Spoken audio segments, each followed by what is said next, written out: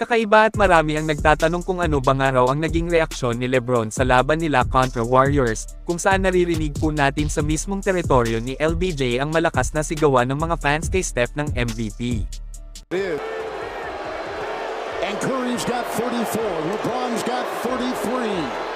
Reeves has got 28. Sari-sari po ang naging opinyon ng mga fans tungkol dito. May nagsabing nabastos nga daw po si LBJ kasi baluarte niya ginanap ang laban tapos ang superstar ng kalaban ang tinawag na MVP. Yung iba naman hindi na surprise kasi madalas nang nangyayari ito kay Curry kahit sa ang home court man.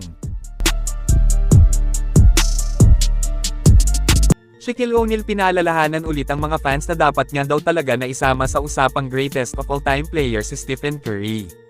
Kasi nga alam naman nga daw natin kung gaano siya kahusay at bihira lang tayong makakakita ng manlalarong may taglay na kakaibang abilidad kagaya ni Steph. Tingnan nyo nga naman kung papaano siya dedepensahan ng mga kalaban, kulang na lang talaga talian ang buong katawan para hindi makagalaw. Pero kahit ilan man ang tumatao sa greatest shooter ay nakakalusot pa rin siya at magre-resulta nga yan ng pag-collapse sa depensa ng kanilang kalaban. At ang kahanga-hangang shooting nito sa 3-point area ay hindi basta-basta siya ang nagpabago sa larong basketball. Habang ang NBA legend naman na si Vince Carter mga kaibigan ay sinabing mas pinalakas pa nga daw ng sobra ni Jimmy Butler si Curry.